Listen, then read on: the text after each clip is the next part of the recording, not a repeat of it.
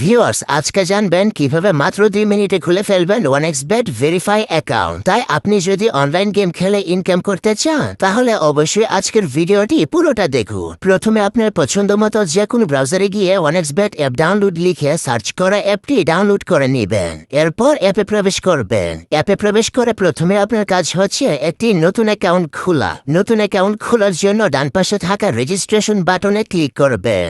সবচেয়ে সহজে অ্যাকাউন্ট খোলার জন্য ওয়ান ক্লিক এই অপশনে ক্লিক করবেন। তাহলে আপনাকে সাইন আপ পেজে নিয়ে আসবে।